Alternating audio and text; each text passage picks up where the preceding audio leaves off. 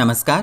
तरुण भारतच्या न्यूज बुलेटिनमध्ये मी रोहित साळुंखे आपल्या सर्वांचे स्वागत करतो. आता पाहूया ठळक घडामोडी. सीमा भागाचा वाद सर्वोच्च न्यायालयात सुरू असताना कर्नाटक सरकारकडून सीमा भागातील मराठी भाषिकांवर भाषेची सक्ती करण्यात येत आहे. मराठी फलक हटवण्यात येत आहे. त्यामुळे मराठी भाषिकांवर होणारा अन्याय केंद्र सरकारच्या निदर्शनास आणून देण्यात यावा. सीमा प्रश्नाचा निकाल लागेपर्यंत जैसे ती परिस्थिती ठेवण्यात यावी, यासाठी केंद्र सरकारकडे पाठपुरावा करावा. अन्यथा मुख्यमंत्र्यांच्या निवासासमोर धरणे आंदोलन करू असा इशारा महाराष्ट्र एकीकरण समिती नेत्यांकडून देण्यात आला.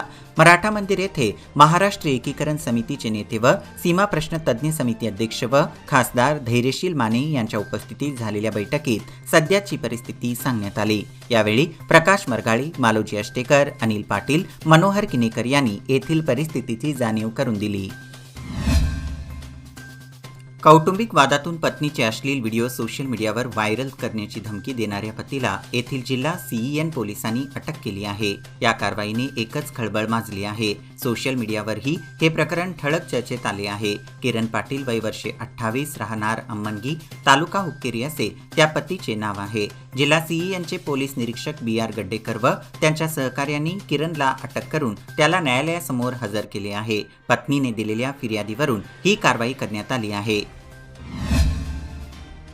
महाराष्ट्रातील नागरिकांसाठी सुरू करण्यात आलेली मुख्यमंत्री वैद्यकीय सहायता निधी योजना आता सीमा भागातील 865 गावांमधील नागरिकांनाही मिळणार आहे. विविध प्रकारच्या दुर्धर गंभीर आजारांच्या उपचारासाठी महाराष्ट्र सरकारकडून आर्थिक सहाय्य दिले जाणार आहे. महाराष्ट्रातील सीमालगत असणाऱ्या जिल्ह्यांसह बेळगाव जिल्ह्यातील नामांकित रुग्णालयांमध्ये उपचार घेणाऱ्या रुग्णांना या सुविधेचा लाभ करून दिला जाणार आहे, अशी माहिती सीमा प्रश्न तज्ज्ञ अध्यक्ष खासदार धैर्यशील माने व मुख्यमंत्री वैद्यकीय कक्ष प्रमुख मंगेश चिवटे यांनी दिली. मराठा मंदिर येथे आयोजित करण्यात आलेल्या पत्रकार परिषदेत या योजनेची माहिती देण्यात आली. यावेळी रणजित चव्हाण पाटील, रमाकांत कोंडुस्कर, मालोजी अष्टेकर आदी उपस्थित होते.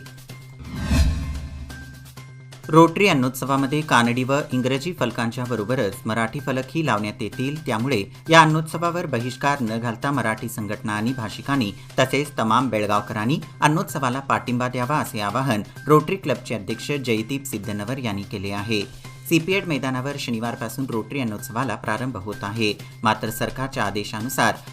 सरकारच्या आदेशानुसार अन्नोत्सवातील स्टॉल्सवर कानडी फलक ठळक अक्षरात लावणे बंधनकारक आहे. त्याबरोबरच इंग्रजी आणि मराठी भाषेतही फलक लावण्यात आले आहेत, असे त्यांनी स्पष्ट केले आहे. या अन्नोत्सवामध्ये एकूण 187 स्टॉल्स असून त्यापैकी 80 स्टॉल्स खाद्यपदार्थांचे आहेत. तसेच पुढील 10 दिवस विविध मनोरंजनाचे कार्यक्रम होणार असून अरिजित सिंग हे अन्नोत्सवाचे आकर्षण ठरणार आहे. स्वच्छतेचे सर्व नियम पाळूनच अन्नोत्सवाचे आयोजन करण्यात आले असून बेळगावकरांनी याचा लाभ घ्यावा, असे आयोजकांतर्फे कळवण्यात आले आहे. बेळगाव शहराचा स्मार्ट सिटीमध्ये समावेश झाला. स्मार्ट सिटी अंतर्गत शहरातील रस्ते पदपद तयार करण्यात आले. मात्र काही दिवसातच त्यांची दुरावस्था झाली आहे. कित्तूर चन्नम्मा चौक येथील पदपथाला लावण्यात आलेले लोखंडी ग्रिल खराब होऊन ते कोसळले आहेत.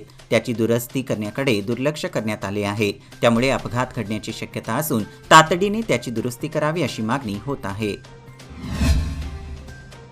बेंगळूर येथे छत्रपती शिवाजी महाराजांच्या पुतळ्याचा अवमान झाला. त्यानंतर त्याचे पडसाद संपूर्ण राज्यामध्ये उमटले होते. बेळगाव येथील महाराष्ट्र एकीकरण समिती आणि हिंदुत्ववादी संघटनांच्या कार्यकर्त्यांनी त्याचा निषेध छत्रपती धर्मवीर संभाजी चौक येथे नोंदविला. त्यानंतर निष्पाप कार्यकर्त्यांवर गुन्हे दाखल करण्यात आले होते. त्यामधील 10 कार्यकर्त्यांच्या खटल्यामध्ये चार्ज फ्रेम करण्यात आले. त्यामुळे आता या खटल्याची नियमित सुनावणी सुरू होणार आहे.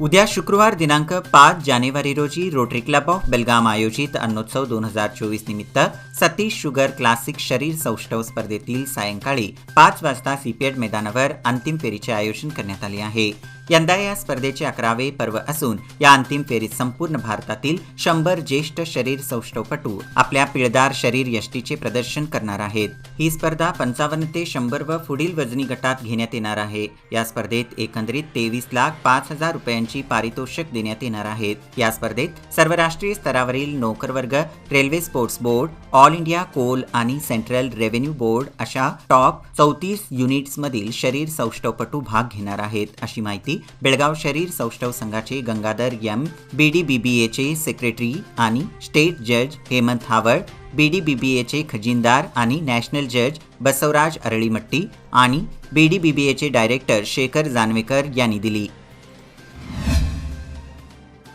यंदा डिसेंबरपासून पाणी समस्या गंभीर होऊ लागली आहे, तर दुसरीकडे शहरात पाणी गळतीचे प्रकारात वाढ होत आहे. त्यामुळे विनाकारण पाणी वाया जाण्याचे प्रकार घडू लागले आहेत. नेहरूनगर येथील JNMC समोर मागील कित्येक दिवसांपासून पाण्याचा अपव्यय होत आहे. त्यामुळे नागरिकातून संताप व्यक्त करण्यात येत आहे. गवळी गल्ली बेळगाव येथे आज शबरीमले स्वामी अय्यप्पाचे मालाधारी भक्तांच्या वतीने सार्वजनिकरित्या महापूजा करण्यात आली. या दरम्यान महाप्रसादाचे आयोजन करण्यात आले होते. याचा लाभ असंख्य भाविकांनी घेतला. निपाणी शहर व परिसरातील ग्रामीण भागात गेल्या 2 दिवसापासून वातावरणात अचानकपणे बदल झाला आहे. बोचऱ्या थंडीने परिसर गाठून गेला असताना अचानक ढगाळ वातावरण निर्माण झाले आहे. यातून पावसाची शक्यता देखील वर्तवली जात आहे. एकीकडे तंबाखू कापणीची कामे गतीने सुरू आहेत. कापलेला तंबाखू वाळवण्यासाठी शेत शिवारात पडला आहे. ऊस तोडीची कामे देखील गतीने सुरू झाली आहेत. अशा या परिस्थितीत वातावरण बदलल्याने आणि पावसाची शक्यता निर्माण झाल्याने शेतकऱ्यांची धाकधूक वाढली आहे. आता तोंडाशी आलेली पिके धोक्यात आल्याने शेतकरी चिंताग्रस्त बनला आहे. मांगूर फाटा ते वेदगंगा नदीपर्यंत महामार्गाचे भराव टाकून काम सुरू आहे. यामुळे पाणी थांबून महापुराचा फटका बसणार असल्याने कुर्लीसह परिसरातील शेतकऱ्यांनी बेळगावात जिल्हाधिकारी नितेश पाटील यांची भेट घेऊन त्यांना निवेदन दिले. अपघात टाळण्यासाठी वाहनधारकांनी हेल्मेट वापरा, सुरक्षित रहा याचे कायम स्मरण ठेवावे असा संदेश देत गुरुवारी पोलिसांनी संकेश्वरात हेल्मेट रॅली काढली. CPI SS औजी यांच्या नेतृत्वाखाली रॅलीतून जनजागृती करण्यात आली. आगामी आठवडाभर हेल्मेट न वापरणाऱ्यांविरोधात दंडात्मक कारवाई करण्याचा इशारा यावेळी देण्यात आला. कारवारहून केरवडीकडे निघालेल्या KSRTC बसचा येथील हुब्बावाडा रस्त्यावर पाठीमागील एक्सेल ब्लेड कट होऊन सुमारे 50 प्रवासी सुखरूपपणे बचावल्याची घटना ताजी असतानाच आज गुरुवारी कारवारहून अंकोल्याच्या दिशेने निघालेली KSRTC बस स्किड होऊन रस्त्याच्या बाजूला असलेल्या गटारीत शिरली. तथापि सुदैवाने बसमधील सुमारे 50 प्रवासी सुखरूपपणे बचावले. तथापि बस चालक गंभीररित्या जखमी झाला आहे. ही घटना कारवार ग्रामीण पोलीस ठाण्याच्या हद्दीतील संक्रूबाग येथे राष्ट्रीय हमरस्ता क्रमांक 66 वर घडली आहे. याबरोबरच हे बुलेटिन इथेच संपलं. अधिक माहिती आणि ताज्या घडामोडींकरिता पाहत रहा तरुण भारत न्यूज चॅनल.